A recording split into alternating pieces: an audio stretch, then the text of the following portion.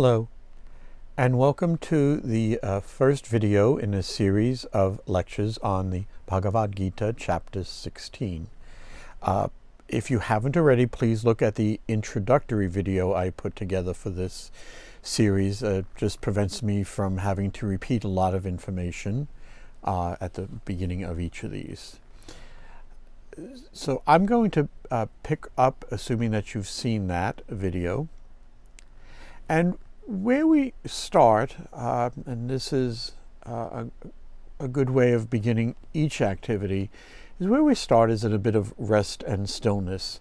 Now, for those of you who have been out looking for various schools of philosophy and what have you, and if you happen to have lived in New York City or had access to it, there is a school called the School of Practical Philosophy. And I believe that from day one of when you walk in there, they give what is called the exercise. And its purpose is to kind of let go of what goes on during the daytime. You know, if we run from one activity to the next, and it is always good to just take at least a few moments in between. So what is suggested is to, before we dive into this, to just take a moment and come to quietness.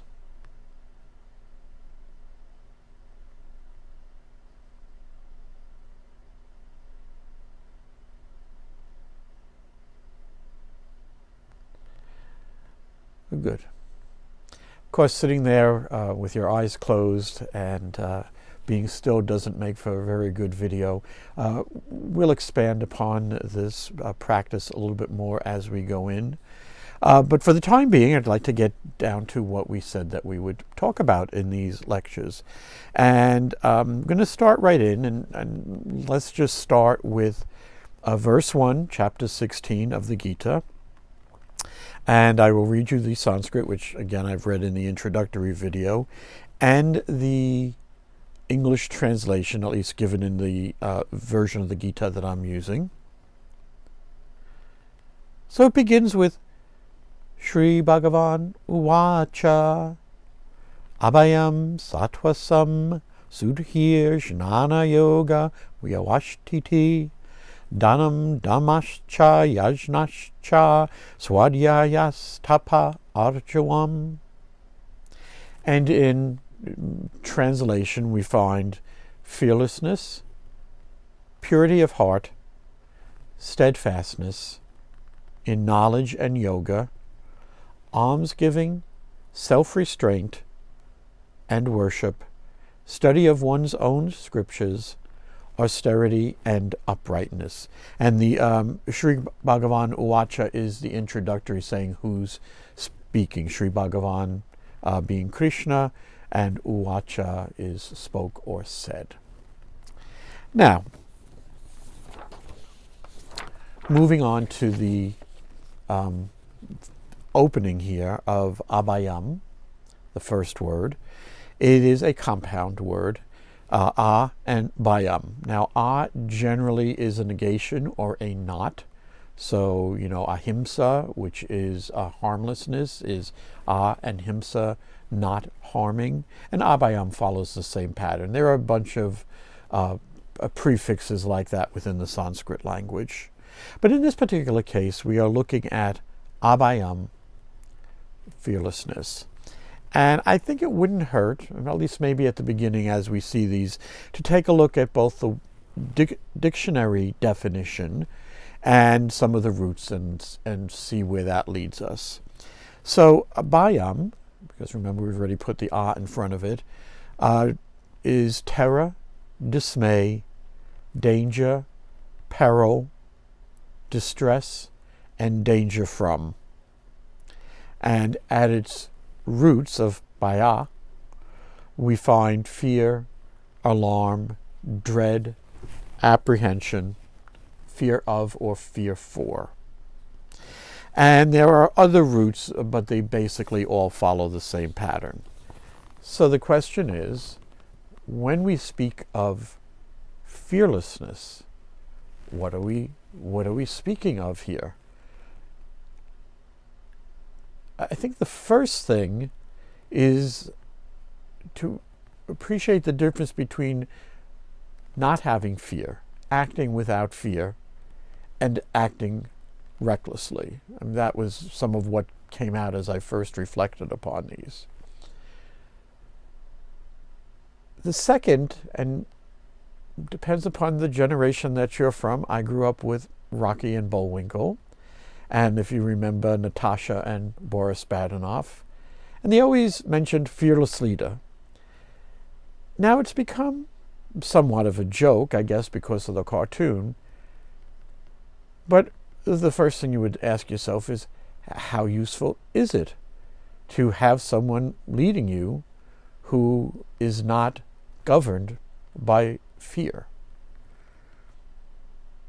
And so if I was going to be charging into a battle, I would really appreciate that the person who was leading the troop was fearless. Because if not, if you are constantly living in fear and doubting yourself, and if the situation calls for action, you would want to be able to take that action. And so fearlessness is, again, maybe half jokingly from the cartoons, but a fearless leader would be one of the ways of looking at what it means to be without fear.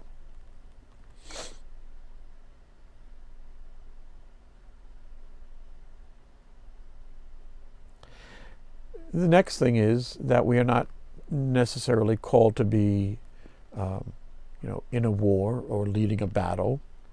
And this may seem a little distant from our day-to-day experience. And so the next way to look at that is, what would it mean to not be living in fear in your day-to-day existence? Now, for some people, situations and where they find themselves make it a rather fearful existence, things beyond their control.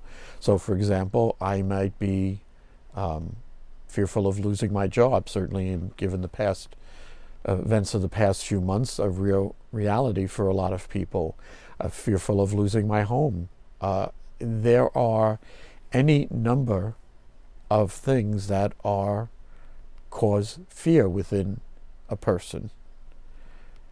And the question is it useful to live without fear? Or better yet, how does one live with these circumstances, which for many people right now are full of fear? How does one live fearlessly in that so that they can, in a way, move on and get themselves out of a state where the day-to-day existence is nothing but fear? And I say that because one of the things that is generally found is fear causes a bit of a paralysis in actions. If one is, fear is normally, frozen with fear. I couldn't do anything. I was so stuck in that. There are circumstances where fear comes in, and it is necessary to acknowledge what's being said to you. So, again, loss of job, loss of house, health, what have you. If maybe you weren't as in those circumstances and you decided to take a trip to some country to see the lions and tigers and what have you, if you find yourself face to face with one of them, fear is a natural response. Rather large teeth to be able to make a meal of you out of. So we have all of these circumstances. And the question is, what do you do when you are presented with, faced with things that cause fear in your life? The first thing, the most sensible thing, is to understand what it is you're facing. Now, fear, in some of the roots here, has kind of I called it two tenses. Let me just go back here. We'll get back to the rest of it. One was rather an active state of fear, and to have fear of. And the other was I called it a passive, that you are given fear. So in an active state of fear, you may be running from the lions. Certainly seems a reasonable thing to do. The other, I think the thing that we are much more used to in our day-to-day lives, I mean, most of us are not being attacked by lions, okay? But in the day-to-day life, we are kind of given fear, whether it's listening to the news, listening to stories of friends, going out. Again, conditions are rather interesting out there as one tries to shop or go about their business. There's certainly, and rightly so, is a huge amount of fear operating at this time, and this time is July of 2020. I'm speaking from the United States. So we are either, in the fear or given it. Again, all of these reflections are, of course, my opinion. I almost think that we're, in the case where the fear is very real and up close, we are well suited to be able to deal with that. Again, doesn't take much thought to, if you find yourself in a dangerous situation, to get out of it. Run away, drive away, whatever the tools are at your disposal. I think that, when I might call it physical fear, is somewhat easy for us to deal with. If you will, the mental fear, or the emotional fear, given the different levels of the creation, I mean, the physical, the mental, and causal, or heart, if you will. Again, physical, pretty easy. I think the rule is you punch a shark in the nose or something like that. But really, most of us are dealing with not sleeping at night because we don't know where the next dollar may come from. We don't know if our homes are going to be taken from us, or if we're going to be thrown out, or what happens, when somebody comes to repossess the car. That level of fear is what I was speaking of as the paralyzing fear, where it stops your ability to act. So we've mentioned a few things here. I'm going to go back to what I said in the introductory video. Hardly seems to be anything godly about dealing with fear. Again, I mean, we will get to truthfulness, we will get to love and stuff like that. But to start off with, fearlessness does not wouldn't be on the top 10 list of people's ideas of a godly quality. Now, we do get a hint of it in what I just spoke about having a leader, having someone who can take you from where you are to where you need to be. Again, I use the example of, let's say, wartime, battle time. But consider the more practical day-to-day thing. Just consider what would happen, and I've had this happen over the course of lifetime, being in a corporation where they decide, well, this division we don't need anymore, and thank you very much for being here, and you get your paper and whatever you get for severance, if you are so lucky as to get that. Now, depending upon your life situation, you may go to your spouse, you may go to a friend, you may go to a counselor, but in a situation that is producing fear, uncertainty, doubt, we would tend to share it and want to share it with somebody who is of sound mind and good advice. And again, that's going to tend to be, for most people, their spouse or a very good friend, someone who can listen and say, okay, I see where we are, I see what the problem is, to not be caught up in that, and to both provide some sort of calm and to provide a light for the situation. Because one of the qualities, and I don't think this is unique to my experience, is that there is a certain amount of darkness with fear. You get caught up emotionally, mentally, as I was saying, and what is needed is a bit of light on the subject. And if you are fortunate to have the friends who are providing that light, wonderful. If not, there's other ways, counseling and what have you, to seek it. But all of these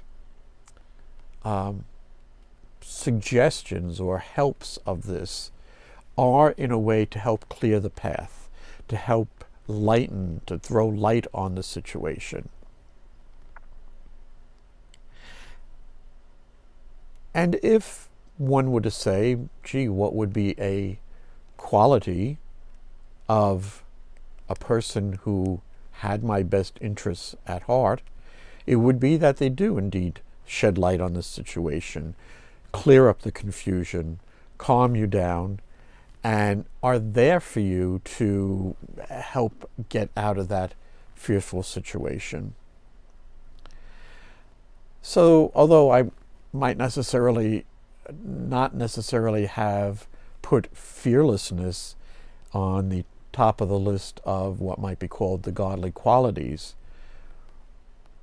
when you examine what are the qualities that one is looking for in somebody who is considered fearless, you find that they are rather useful not only to yourself but to the creation at large. So to have a person who is able to see the situation as it really is, to be there as a comfort, to shed light on the situation, all of these are rather useful qualities in that they are not, and this is really going to be the case as we go through each of these qualities, they are not all about me. They are not about my fear. They are about relieving fear. They are about being in a state that actions can be taken, that people can be transported from one state to another state.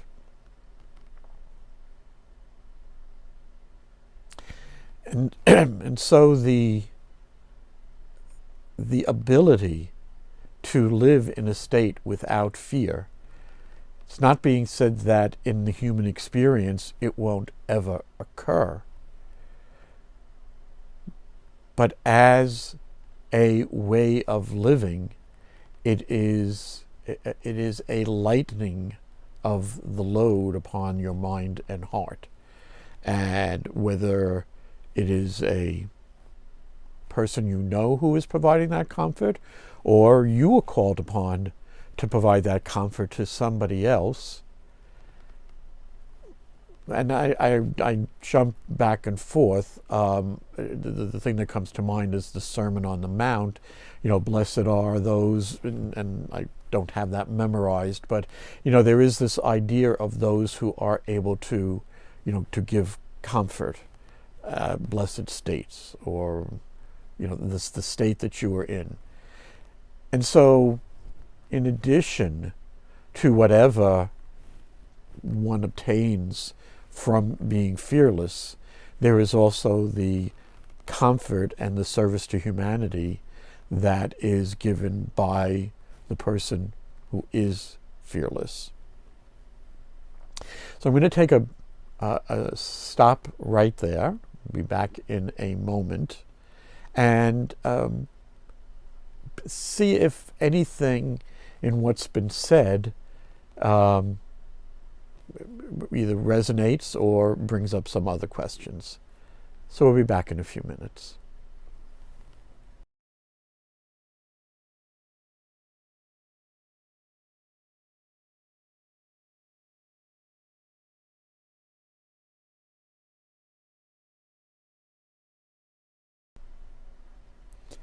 Well, welcome back to part 2 of this lecture. The questions that arose concerning fearlessness seem to center around action and inaction, and in the regard to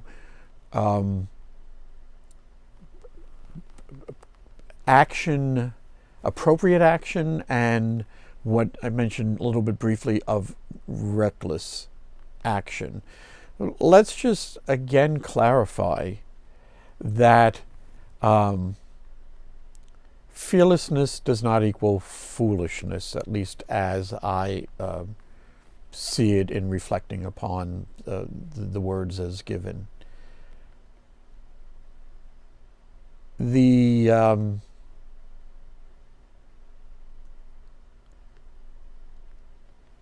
movie industry, to just take an example, has stuntmen and women who go out where the danger might be too great to the actor or actress in the film.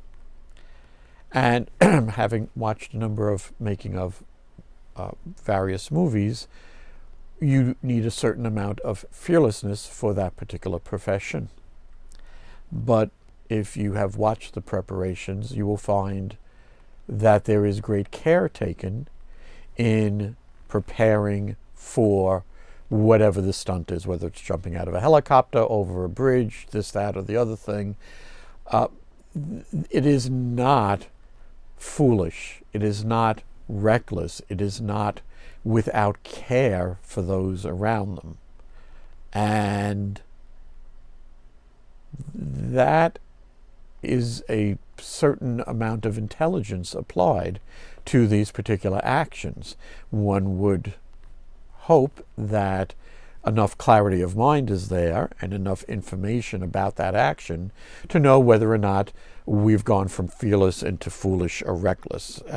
Reckless being, even if I make it out of the stunt alive and in good shape, I might be putting others in danger. So I do want to, before we dive into the action and inaction part, just be clear that we are not talking about bravado and let me show off or something like that.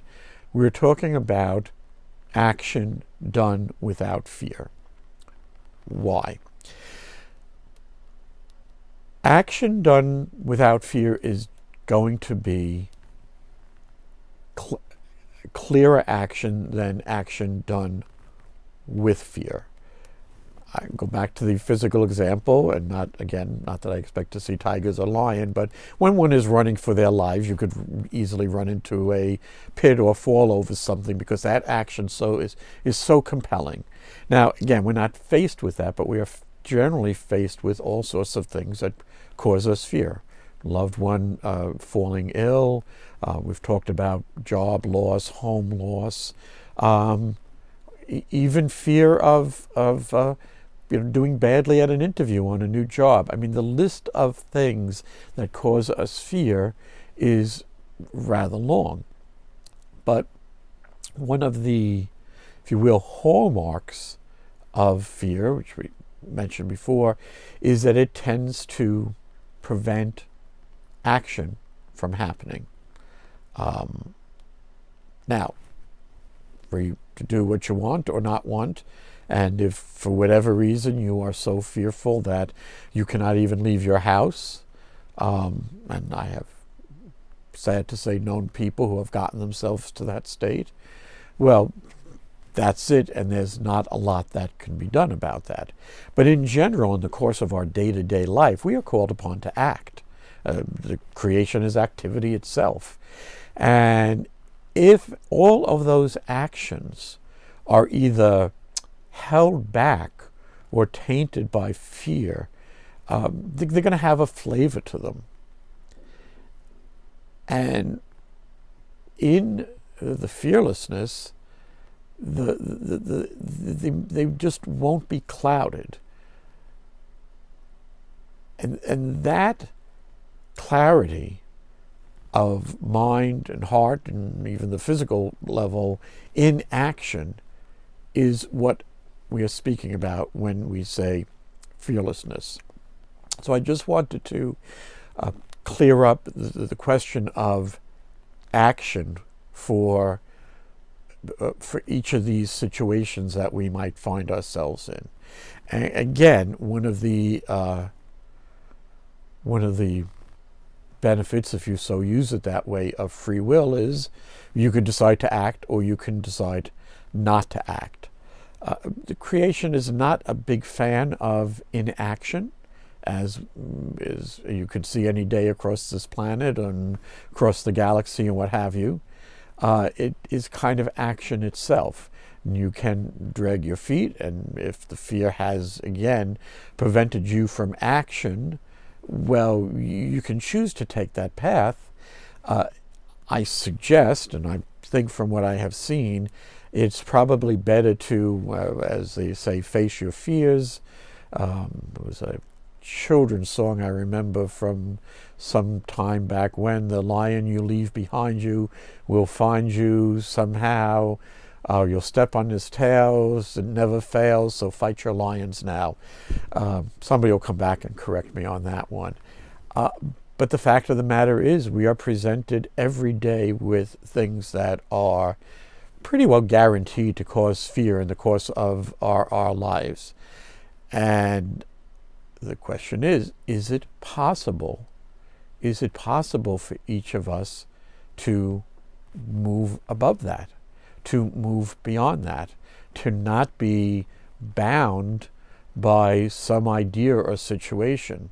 And I am in no way suggesting that it is easy or that it should be made light of. And again, I can fortunately or unfortunately speak from experience of things that have happened. So I would not sitting here and saying, oh yeah, don't worry about it, it's just an idea, it's just a feeling. No, this is the reality of what we are dealing with.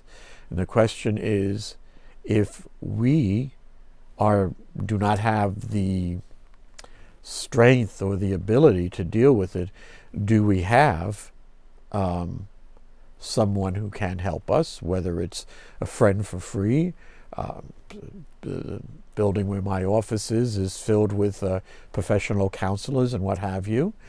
But is there a way of rising above the situation and not be ruled by the fear of it? And I think that if I have to say, well, where does this all lead? Why the importance of fearlessness? First and foremost, it is not to be ruled by it. I mean, we're going to come to some other qualities here which affect our lives every day and every minute. And the question is it possible to not let the circumstances be what dictates how we act, react, and move forward? The suggestion, as we'll see as we move through all of these, is that these are qualities that are to be looked at and seen. Are they useful? They're called the godly qualities, not God's quality or any particular deity, but qualities that tend towards what we might call goodness, truthfulness, and what have you. So in looking at this, and again, some of the other words may help us a little bit more in this, but in reflection on the first of the words of the first chapter and first verse of chapter 16 of the Gita, of fearlessness, it would seem that it's a call to action without the circumstances that are producing the fear being what rules. And again, everyone picks and chooses what they do and how they act, but I believe that the suggestion here of fearlessness, whether it is from within or without, is to allow action, to allow your life, and if this fear is something that is impacting you very negatively, how does fearlessness, how does acting without fear, how does that allow you to move on and to be able to, as it were, you rise up from the situation that life has presented you with. So that is taking into account what arose about action. All right. The second thing comes around fear itself and its usefulness. And if I wasn't clear enough in the first half, it is not to deny the existence of things in life that cause fear.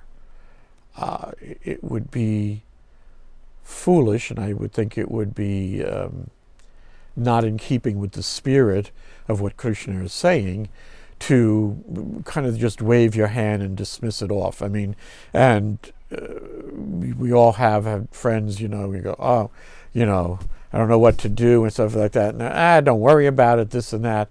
I leave it to you to say, well, how do you feel when somebody is dismissive of things that are near and dear to your heart, things that are causing you pain, fear, suffering, and anguish?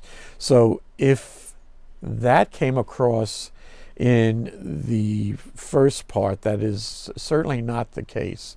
It is not a dismissing of fear. It's not being without fear. You may find that fear is, again, in some of the examples, is the driver. It's the question is it the ruler? Is it so driving your actions that you don't have any free choice? And so the suggestion, as I see it from reflection, is the fearlessness, the abhayam, the not fear, is really a direction for action. Is it a direction for dealing with some of the crazy things that we are presented with in our lives? Certainly there is enough going on right now to say that probably a good measure of, if not fear, I don't want to go too far down that path, but certainly concern, safe action, reasonable action is probably a good thing to prevent you from possibly being in the hospital or soon out of this body, given the current coronavirus. But even before that, I think the advice still holds that if fear has taken so much of a hold of your existence that it has paralyzed you from action, or, and I think two things is either no action or action under a cloud or in a fog. And I think those are both the hallmarks of action in this fearful state. And, unclouded, clear, purposeful action, those would be the hallmark of actions done without fear. So, for what it's worth, that's what reflection on abhayam brought up.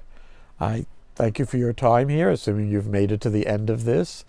And we'll move on to some of the rest of verse 1 and see what we have there. Again, put your comments down or questions. I have no guarantees that I have the answers here, as I will repeat at the beginning in each of these. These are just my reflections upon those words, and based upon what the reflection is and my life experiences. Obviously, everybody's experience in life is different, yet there are many, many things that we share as human beings. And if these reflections on the Gita help us remember what we share as human beings on this planet, well, I think that they might have done a little bit of be of a little use and have done a little good. If not, I think that'll be my sign off. Just remember, there's lots of cat videos out there in case this isn't your cup of tea. Until next time.